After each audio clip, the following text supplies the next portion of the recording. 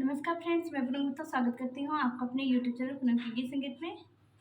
ये बेटी विवाह पर का बहुत ही प्यारा सा गीत है, मड़वा में गाया जाने वाला कन्यादान पर का। तो कैसा लगेगा कमेंट में जरूर बताइएगा। छूट जई है पाप के अंगनवा, सजन लई जई है गवनवा। छूट जई है पाप के अंगनवा, सजन लई जई है गवनवा। घरवा में मम्मी रोवे दुअरे पे पापा, घरवा में मम्मी रोवे दुअरे पे पापा। रोई रोई करे कान दनवा, सजन लई जई है गवनवा। रोई रोई करे कान दनवा, सजन लई जई है गवनवा। छूट जई है पाप के अंगनवा, सजन लई जई है गवनवा।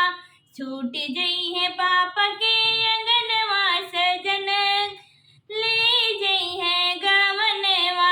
घरवा में चाची रोवे दुअरे पे चाचा, घरवा में चाची रोवे दुअरे पे चाचा।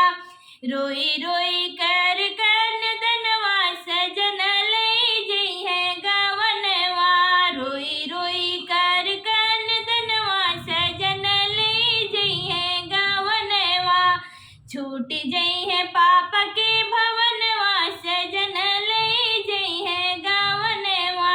छूट जई है पाप के भवनवा, सजन लई जई है गवनवा।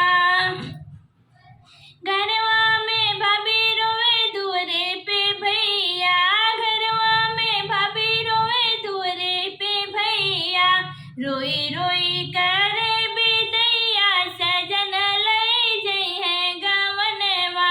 रोई रोई करे बिदैया, सजन लई जई है गवनवा। छूट जई है पाप के अंगनवा, सजन लई जई है गवनवा। छूट जई है